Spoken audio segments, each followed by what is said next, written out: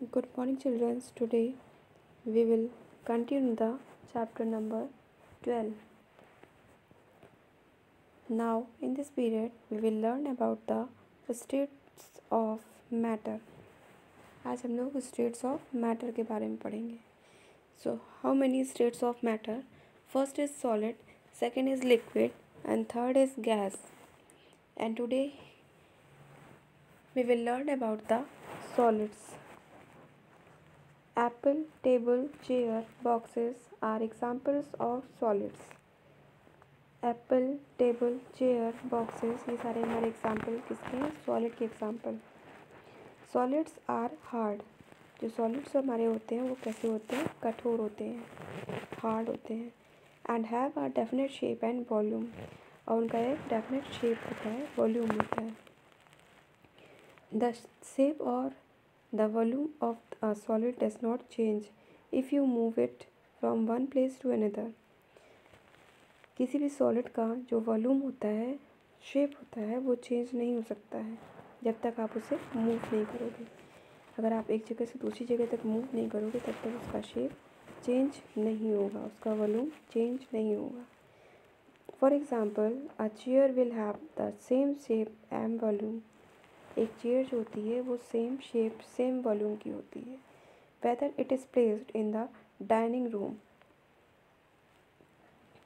और the living room और taken outside the house.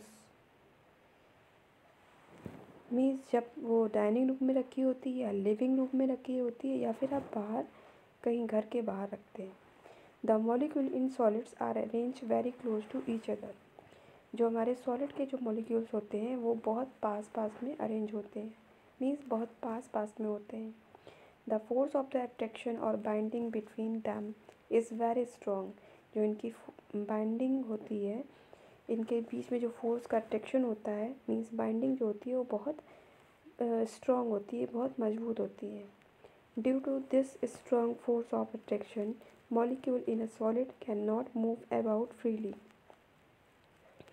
इस अट्रैक्शन के कारण ये जो फोर्स बहुत मजबूत अट्रैक्शन होता है इनके बीच में, जो बाइंडिंग होती है, इसकी वजह से जो इनके सॉलिड के जो मॉलिक्यूल्स होते हैं ये फ्रीली मूव नहीं कर सकते हैं.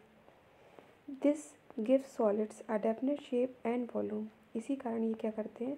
सॉलिड को एक डेफिनेट शेप देते हैं और वॉल्यूम देते हैं, क्योंकि जो इनके मॉलिक्यूल्स होते हैं आपस में सटे हुए होते हैं. Now what is the liquids? Water, oil and milk are some example of liquids. Liquids के एग्जाम्पल क्या होते हैं? जैसे वाटर, ऑयल, मिल्क, ये सारे एग्जाम्पल क्या हैं? हमारे लिक्विड के एग्जाम्पल हैं. Liquid do not have a definite shape but have a definite volume. Liquid के पास क्या होता है? अपना एक डेफिनेट शेप नहीं होता है लेकिन डेफिनेट वॉल्यूम होता है.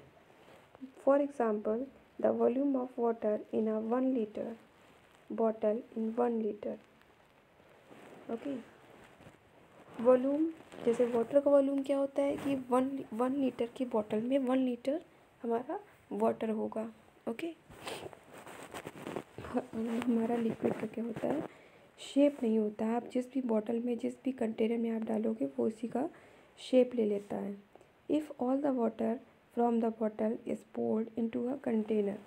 अगर हम इसी बॉटल के पानी को हम किसी कंटेनर में डाल देंगे तो volume of water in the container will still remain 1 litre.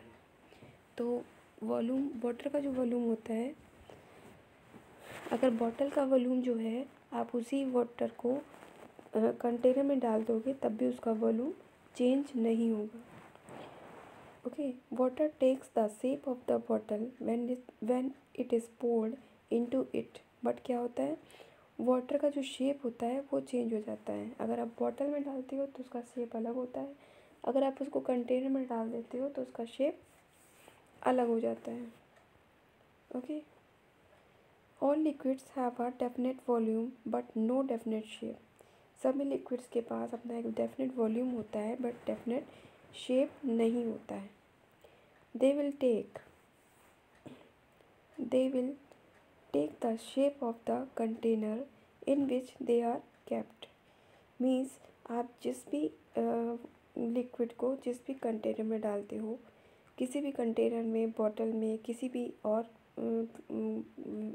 Glass में या किसी भी पॉट में डालते हो तो वो उसका शेप ले लेता है। ओके, वो उसके शेप में चेंज हो जाता है, बट जो वॉल्यूम होता है हमारा लिक्विड का वो चेंज नहीं होता है। Okay, so it has finished and today's your homework is open your video and read the chapter and send to me your audio work.